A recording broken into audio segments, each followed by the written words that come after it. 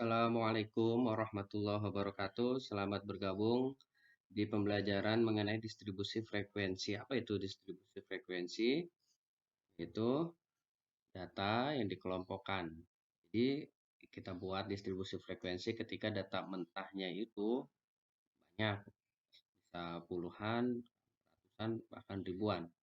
Untuk memudahkannya maka kita kelompokkan menjadi seperti ini. Contohnya ya, distribusi frekuensi itu rentang antara interval 60 sampai 62 ada 5. Jadi frekuensi itu banyaknya yang muncul antara dari nilai tinggi badan 60 hingga 62. Ini ya maksudnya itu inci. Nah, berdasarkan tinggi badan 66 inci dan 6 sampai 68 inci ada 42 orang. Ini kelas ya. Ada berapa kelas kalau ditanya? 1, 2, 3, 4, 5. Di sini ada 5 kelas.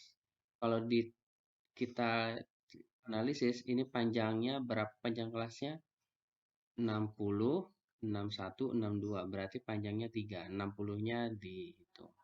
Seperti itu. Nah, ada istilahnya ya, limit kelas ya.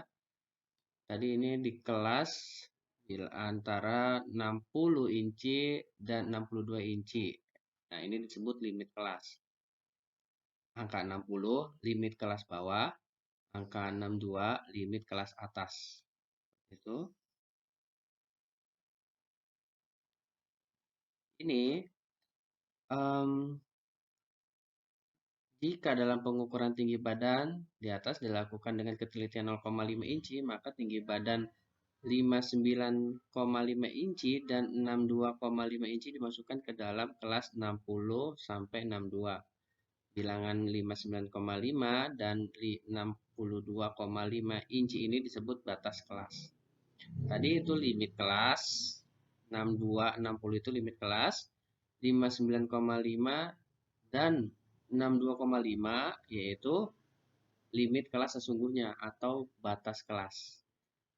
Yang ini hasilnya dari 60 dikurang 0,5 jadi 59,5 disebut batas kelas bawah, dan 62 ditambah 0,5 menjadi 62,5 disebut batas kelas atas.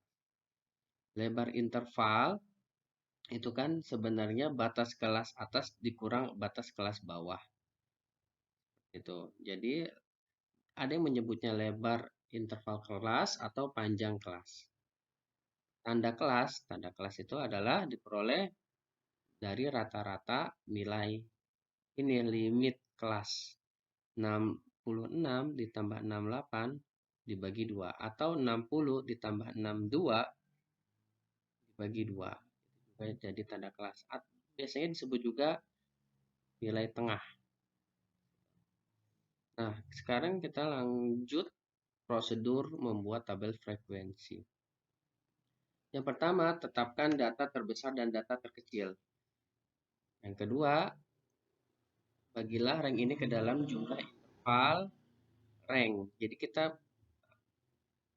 tentukan ranknya. Rank itu adalah selisih antara data terbesar dan data terkecil. Kemudian kita selanjutnya hitung lebar interval. Itu rank dibagi banyak kelas interval. Banyak kelas interval ini untuk menghindari grouping error, maka peneliti itu biasanya menggunakan aturan Sturges. Di contoh ini tidak melakukan aturan tersebut, langsung dia pilih. Nah, kita langsung lihat ya contohnya. Di sini ada 80 siswa. Nilai tertingginya kita lihat adalah 97 dan terendahnya 53, sehingga ranknya yang tertinggi dikurang terendah, yaitu dapatnya 44. Ini menetapkan jumlah kelas. Hal ini diambil 10 ya, langsung 10. Lalu lebar intervalnya adalah rank dibagi dengan jumlah kelas, banyaknya kelas. 4,4 ini dibulatkan ke atas menjadi 5. Nah, diambil bilangan 50 sebagai limit bawah untuk kelas pertama. Kenapa 50? Ini sebenarnya bebas-bebas saja ya. Yang terpenting nanti data terendahnya itu bisa masuk ke dalam kelompok ini kelas, kelompok kelas. Jadi bilangan limit bawah ini haruslah lebih kecil atau sama dengan dari nilai terendah. Nah, seperti itu. Nah, kita bisa analisis menjadi interval nilai 50 hingga 54 ada 53, yaitu frekuensinya 1. Daftarkan ini ya. 55 hingga 59 ada 59, ada 57 nilainya. Ini berdasarkan data mentah tadi. Ada 2. 60 hingga 64 ada 11 dan seterusnya. Ini pakai cara manual semua ya. Oke, ini dia jawabannya. Seperti itu penjelasannya. Lalu ada soal, kita masuk ke dalam soal.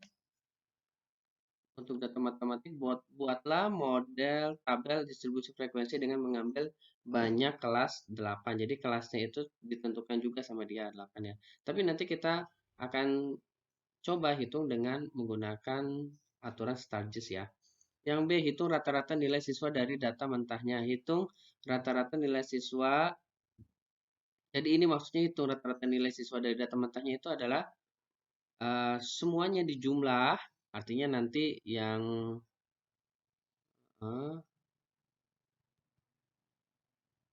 B itu data ini 68, 84, 75 hingga 77 itu dijumlahkan semua. Kan nyari rata-rata seperti itu ya untuk data tunggal, ini data tunggal. Dibagi jumlah seluruhnya. Banyaknya seluruh data ada 80. Jadi dijumlahkan semua data mentah ini, data tunggal ini lalu dibagi 80. Itu rata-rata sesungguhnya.